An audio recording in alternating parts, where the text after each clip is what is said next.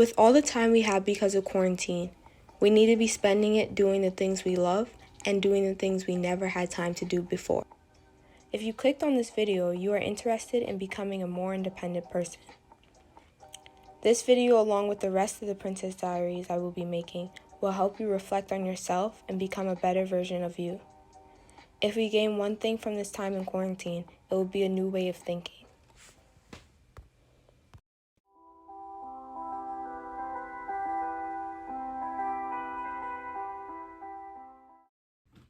Hey guys, this is my first video and the first entry to the Princess Diaries. My name is Tiye, and today we're going to be talking about how to become a more independent person. Okay, so the first step is stop asking people for permission to do things that you want to do. So if that's like your significant other, your friends, your family, you need to be aware of the fact that they can't dictate what you do, especially if it's something that you've been wanting to do forever. Like if you want to go on a road trip and everybody's like, oh, don't go on a road trip because it's too much money, or you're not gonna have fun or whatever, and you've been planning this forever, you go on that road trip because nobody can tell you what to do to an extent. Like your mother and your father, they can tell you what to do. Step number 2 is one that I think everybody knows and everybody strives to get to, and that is you have to stop caring what people think. It's a really hard step, but it's definitely doable. I know this because I watch these Snapchat videos on Snapchat. There's different episodes of different stories. So there's like Shake My Beauty, Love Don't Judge, Hooked on a Look, stuff like that. But it's basically, the different episodes are about different people. They're always unique. There's always something different and unique about each person that they choose on to spotlight in each episode. Since I started watching these shows, I realized that there's literally no purpose, there's no positive outcome, there's nothing good that comes from letting people's opinions get to you, honestly.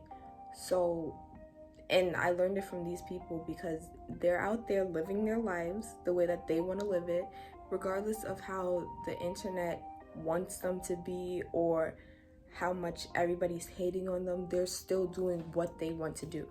So when I get self-conscious about my hair or doing YouTube videos or anything, I just think about these people that are really out here doing the most unique things without a care in the world.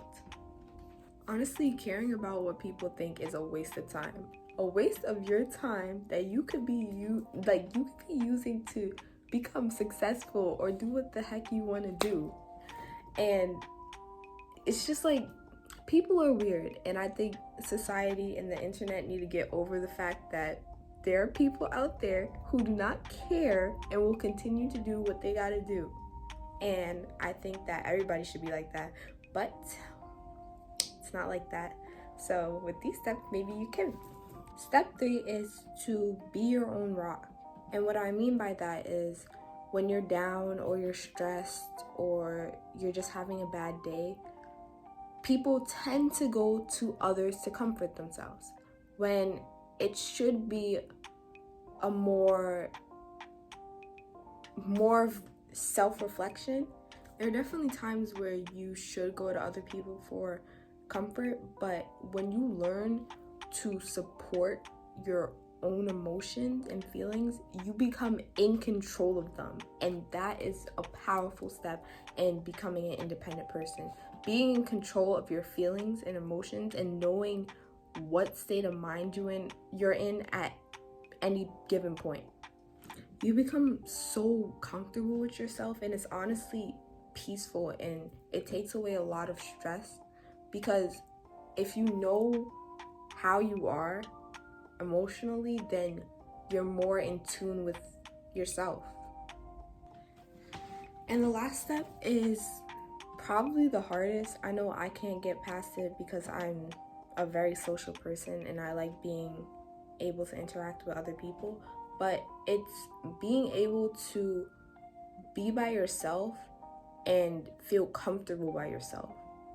I know when I go to places, I like to be with other people, and that's usually how humans are. But there's times where it's better to be by yourself. A good example is of my aunt. Honestly, she is a very independent person. But we were talking one time and she was like, I'm gonna go to the movies. And I was like, with who? She was like, by myself. I do it all the time. And it was a really weird concept for me to grasp because I'm like, wow, who goes to the movies by themselves? Because it's been ingrained in, I guess, all of us that if you go to places like restaurants and movies and I don't know what else, but you're seen as lonely or you don't have any friends or you just don't have anybody. But that's not necessarily the case. You are just comfortable being with yourself, and that's a really powerful step in becoming independent. There are definitely more steps that you should follow in order to be independent, but I feel like they're more personal steps. Like, these are, to me, the universal steps of becoming like an independent person, but there's definitely other steps that you need to take as an individual that others may not find necessary.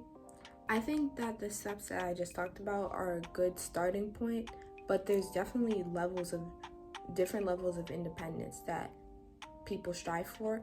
So steps that follow after these ones, are more independent steps. They're more focused on the person that's taking these steps, if that makes sense. Okay, that's the end of this video. Until next time, love, Tiye.